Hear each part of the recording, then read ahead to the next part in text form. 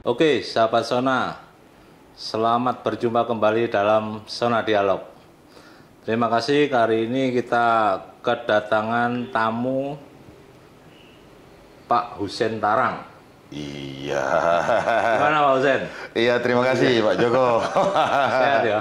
Alhamdulillah sehat. Pak Hussein Tarang ini adalah beliau Ketua PBH Pradi Malang. Jadi saya lihat geliatnya Pak Hussein untuk menumbuhkan Pradi Malang ini menjadi organisasi yang cukup dapat dirasakan oleh masyarakat. Akhir-akhir ini cukup banyak menjadi bahan omongan Pak Hussein. Ya. Jadi kenapa saya terus terang aja dari pihak Sona berkeinginan untuk berkomunikasi dengan Pak Hussein. Jadi Pak Hussein ini saat ini statusnya dalam Pradi itu apa? Posisinya Pak Hussein? Ya, saya sebetulnya Mas Joko ya, di Pradi itu selaku ketua Pradi, ketua 3. Jadi karena awal-awal berdirinya PBH Pradi Malang itu belum jalan, sehingga terpaksa turun gunung, Pak. Turun gunung ya? Turun gunung. Jadi artinya wakil ketua DPC turun gunung, akhirnya ditunjuk oleh ketua DPC untuk menjadi ketua PBH Pradi Malang. Ya memang perjalanannya cukup luar biasa, Pak. Artinya karena kita memulai PBH ini, artinya Pusat Bantuan Hukum Pradi Malang. Ya. Beda PBH Pradi Malang dengan LBH, Pak. Kalau Lembaga Bantuan Hukum itu mereka mendirikan akte pendirian sendiri, notaris dengan pengurus, pembina dan sebagainya. Tetapi PBH Pradi Malang itu dia gabung masih berdasarkan struktur itu dari DPN, Dewan Pimpinan Nasional Pradi. Mohon maaf saya berhentikan dulu jawabannya Pak Hussein. Berarti untuk kedepannya Pradi ini PBH ini arahnya kan juga perlu terakreditasi juga kan? Ya, betul. Tapi alhamdulillah Pak Joko, artinya semenjak ketua PBH saya pegang, saya ditunjuk mulai tahun 2019, itu sudah mulai 19 akhir, itu kita waktu itu masih berkantor di Jalan Bungur, kemudian efektifnya itu tahun 2021 awal, itu pindah di Sarangan 1D, lantai 2. Oke, jadi sebetulnya PBH Pradi ini apa Pak Hussein? PBH Pradi ini dalam core-nya itu lebih visi misinya kemana? Jadi PBH Pradi itu sebetulnya visi misinya ya yang jelas kita kan untuk melayani masyarakat, pencari keadilan, khususnya itu adalah masyarakat-masyarakat yang tidak mampu. Tidak mampu dalam hal ekonomi ya, pembiayaan, tetapi dia terzalimi dalam persoalan-persoalan hukum. Jadi kita bisa memberikan bantuan kepada masyarakat secara cuma-cuma, artinya secara pro bono. Berarti khusus membantu masyarakat untuk memperoleh keadilan, khususnya masyarakat yang menengah ke bawah, atau memang masyarakat tidak mampu ya? Atau tidak mampu menengah, artinya bisa juga kata misalnya ada masyarakat yang kebetulan tadinya misalnya mampu karena persoalan keluarga, diusir oleh suaminya misalnya, sehingga uangnya itu misalnya diblokir, tidak bisa keluar dan lain sebagainya. Contohnya kita di DPP, DPP PBH, pernah dulu salah satu artis, ya kan, yang mengalami seperti itu. Pada dasarnya kan mereka mampu, artis gitu. Tetapi dia terzalimi, bahkan itu dibantu oleh PBH, sampai disewakan hotel, apa segala macam, sampai diurus perkaranya, berarti sehingga berhasil, ya kan. Seperti itu juga ya? Seperti itu juga. Kita mandiri, Pak. Itu sumber dananya itu bisa dari anggota, dari anggota Pradi Malang, artinya untuk rekan-rekan advokat yang sudah mapan, yang sudah mampu, bisa juga memberikan sumbangan lah. sumbangan. Nah, kemudian yang kedua, PBH Pradi Malang ini artinya saya selaku ketua PBH itu mempunyai wewenang, Pak, untuk menunjuk anggota Pradi Malang. Jadi kalau misalnya mereka katakanlah menolak ketika ditunjuk, itu saya punya hak juga untuk melaporkan kepada DPN untuk memberikan sanksi. Oh, berarti untuk jadi wajib lah setiap untuk anggota pelaksanaannya, Mas, jadi pihak PBH dapat menunjuk advokat-advokat yang ya, seperti itu ya. Jadi anggota PBH Pradi Malang itu sekaligus artinya anggota DPC Pradi Malang secara mutatis mutandis juga anggota PBH. Itu, Pak. Jadi memang ya luar biasa memang selama ini, artinya selain menangani perkara-perkara non litigasi, pemberian bantu hukum, konsultasi, itu berarti juga ada ketentuan-ketentuan tertentu ya yang kalau minta bantuan ke PBH Pradi Malang ini ada syarat-syarat tertentu yang harus terpenuhi ya? Ada syarat-syarat. Contohnya apa itu, Pak Husain? Contohnya misalnya ketika ada masyarakat yang memerlukan bantuan hukum kepada PBH, pertama mereka harus mengajukan surat permohonan untuk meminta bantuan hukum kepada PBH. Nah, itu dari kita kantor kadang-kadang menyediakan formnya, formulir untuk diisi oleh mereka, kemudian mengajukan permohonan. Setelah itu dilampiri surat keterangan tidak mampu.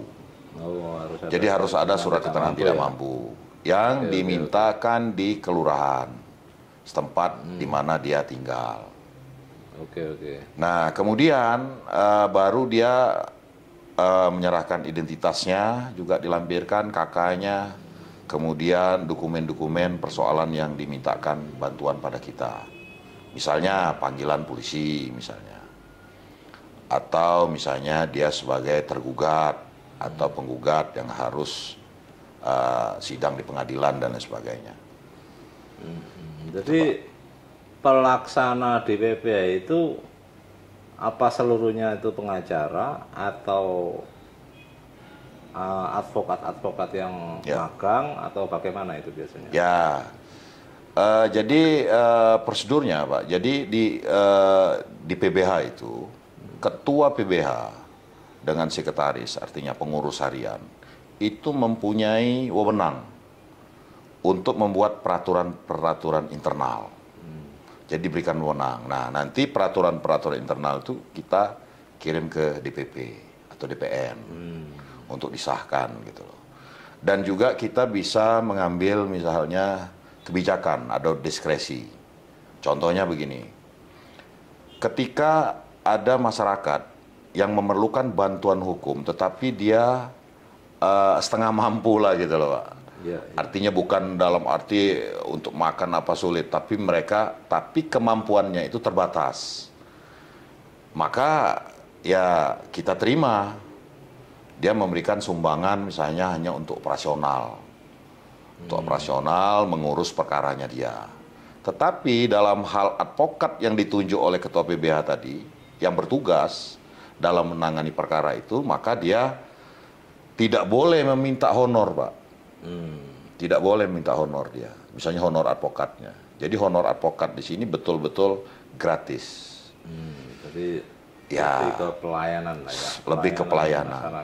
Dan itu pun kalau misalnya ada semacam biaya operasional itu dikelola oleh PBH. Jadi dia semacam subsidi silang lah gitu. Ada yang tidak ada sumbangan sama sekali, tetap kita layani.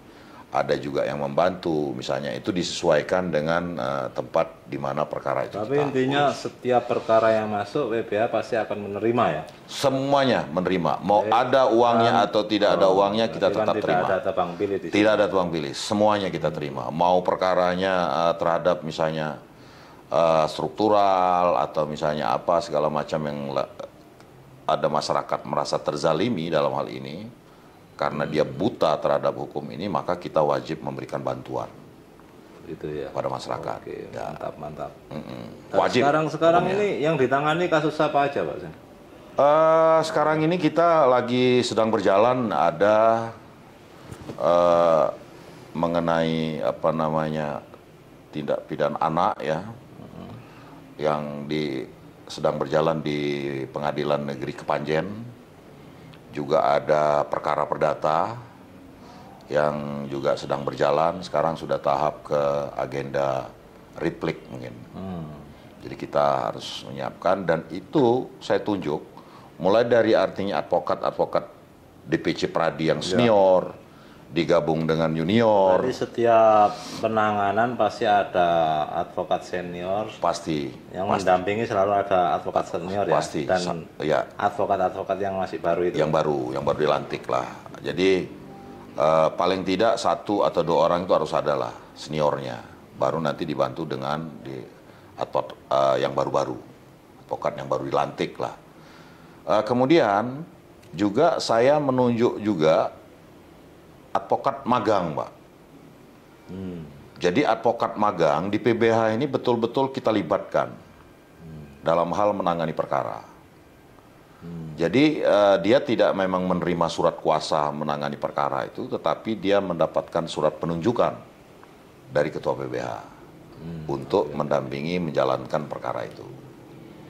Oke, sekarang kalau dari apa istilahnya, dari pelayanan sudah jelas tadi Pak Husein sampaikan. Saya mau tanya Pak Husein, ini terkait dengan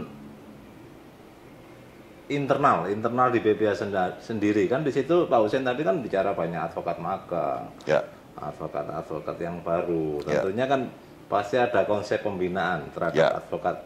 Tujuannya tentunya jangan sampai pelayanan ke masyarakat ini ditangani orang-orang yang tidak punya kompeten. Ini kasihan. Terus terang aja kan kasihan dari masyarakat sendiri penggunanya. Itu jadi sekarang yang dilakukan di PBH sendiri apa terkait dengan meningkatkan kualitas SDM di PBH sendiri? Jadi kita begini, setiap kan ada itu Pak Husein, kan pasti tentunya kan orang magang di situ kan konteksnya adalah belajar. Betul. Dalam proses belajar tadi kan tentunya ada suatu proses yang harus dibangun di sana. Betul. dengan tujuan adalah untuk melatih kan. Betul. Melatih cara menangani perkara maupun meningkatkan kualitas wawasan hukumnya kan, seperti itu. Betul. Jadi di PBH ini kalau menurut saya Pak, ini kan luar biasa ya. Luar biasanya tidak terhadap anak magang saja sebetulnya. Bagi artinya advokat-advokat, rekan-rekan kita yang artinya mohon maaf ya, yang masih baru lah, misalnya masih 1 tahun, 2 tahun, atau 3 tahun ke bawah, saya kira sangat tepat kalau misalnya bisa bergabung dengan PBH.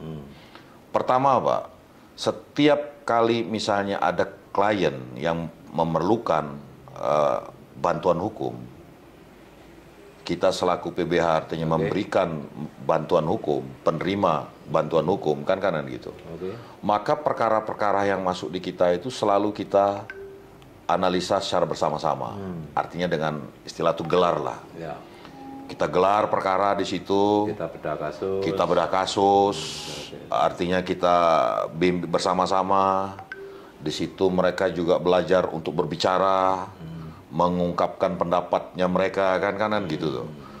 Jadi kita ajarkan di situ. Jadi bagaimana artinya mereka yang tadinya malu-malu untuk menyampaikan pendapat, mungkin di dalam otaknya penuh kan, tetapi kadang-kadang untuk menyampaikan, mengeluarkannya itu rasa takut salah, takut dilokno, ya macam-macam lah. Namanya orang banyak kan.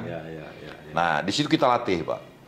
Bahkan artinya bagaimana ketika klien atau misalnya orang datang meminta bantuan hukum, langkah-langkah apa yang harus kita lakukan, persiapan apa yang kita lakukan, data dokumen apa yang harus kita minta.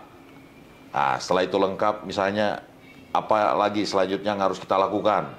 Jadi banyak Pak yang kita pelajari di situ. Nah, ada lagi Pak Joko. Kemudian yang kedua, DPC Pradi Malang ini dengan adanya PBH itu sebetulnya sangat tertolong Pak kalau menurut saya. Kenapa?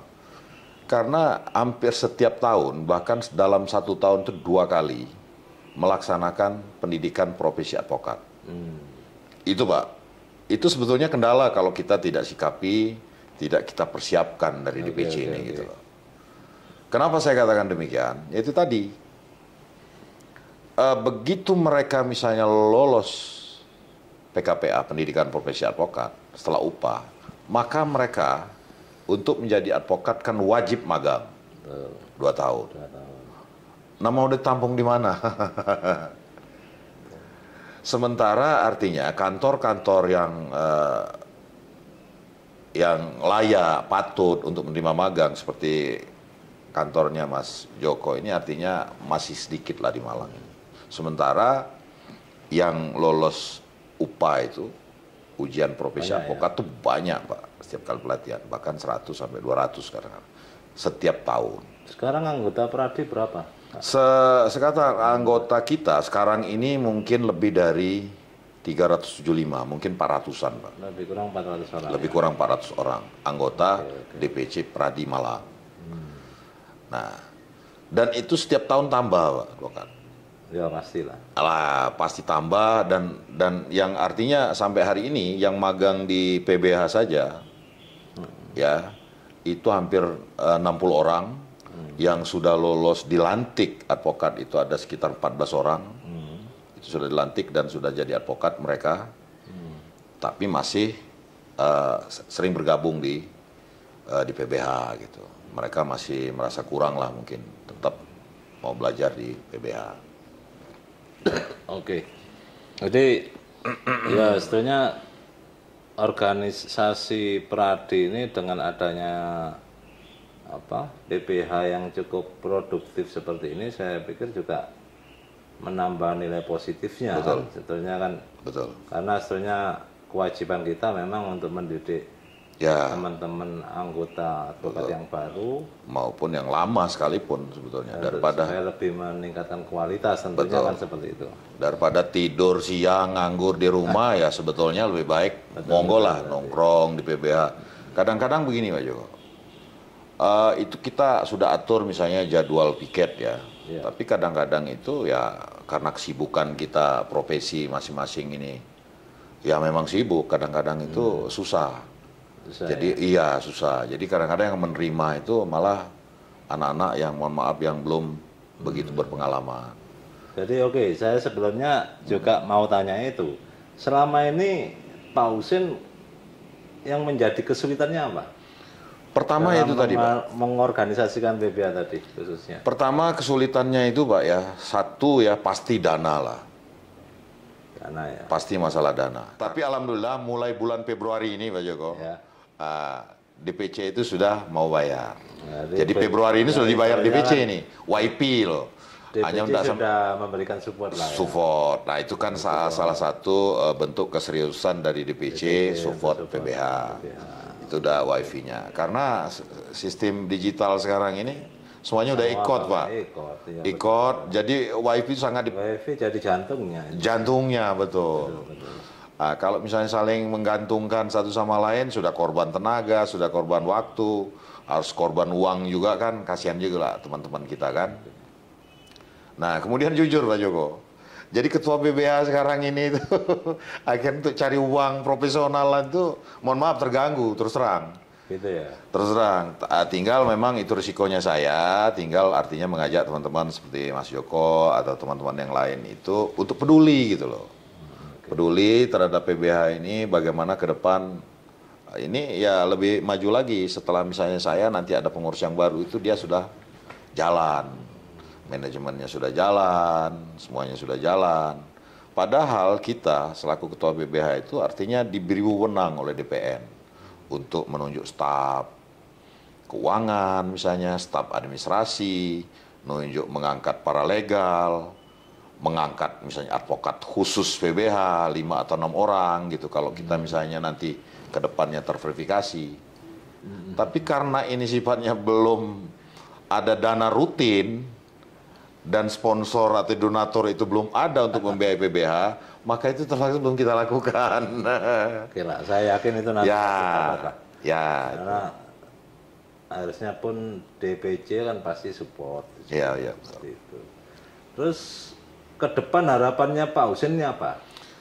Sebetulnya ke depan harapan saya ya, sebetulnya pertama DPC Pradi Malang, arti termasuk Pak Joko ini.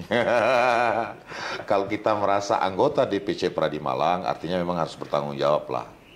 Bagaimana PBH ke depan itu lebih maju, lebih support, disupport dari segi apapun lah, tenaga atau apa, nyumbangan tenaga pikirannya kan untuk PBH. Karena apa? Kalau kita misalnya nanti sudah terverifikasi, artinya itu kan dikejar Pak, dikejar target. Dalam misalnya kalau kita terverifikasi C saja, misalnya dalam 1 tahun kita harus menangani 10 perkara. Ada pagunya. Ada pagunya. 10 perkara misalnya litigasi. Dan 10 kegiatan juga non-litigasi, apakah itu penunjukan dari pengadilan atau yang datang langsung ke kantor kita, itu harus terkejar. Nah kalau itu udah, maka artinya ke depan kita tidak akan kesulitan lagi masalah dana, karena ada anggaran biaya dari APBN. Bahkan sekarang ini Pak informasinya, setiap pemerintah daerah, kota, kabupaten kota, provinsi, bahkan Menkumham, itu sudah ada dananya, itu tinggal kita aja gitu. Jadi poin utamanya adalah masalah pendanaan. Sementara kita tidak boleh tolak apabila ada permintaan dari masyarakat meminta bantuan hukum pada kita, maka kita wajib layani. Harus kita layani secara ya profesional, secara profesional dalam arti kata pemberian bantuan hukum. Jadi kalau dia tidak mampu, yang seperti saya jelaskan di awal tadi, kalau memang dia betul-betul tidak mampu, artinya dia menyerahkan surat keterangan tidak mampu, kita wajib untuk bahkan artinya dari DPN pun ketika ada advokat yang ditunjuk menolak dan dengan alasan apapun, maka Ketua PBH berhak juga untuk melaporkan. Gitu. Oke, semangat Pak Husein. Oke Pak Joko, terima kasih.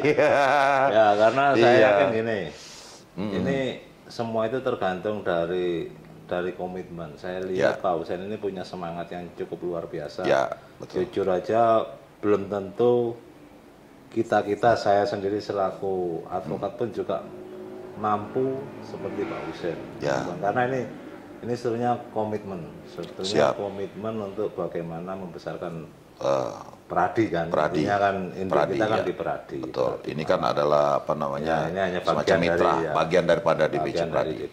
DPC. Ya, intinya tetap satu di bawah naungan Pradi lah. Iya DPC lah, tetap DPC lah. Ya, ya saya kira. Semangat Pak Husein. Saya yakin pasti masalah dana, saya yakin tidak ada masalah ke depan. Oke, siap Pak Joko. Ya. Insya Allah.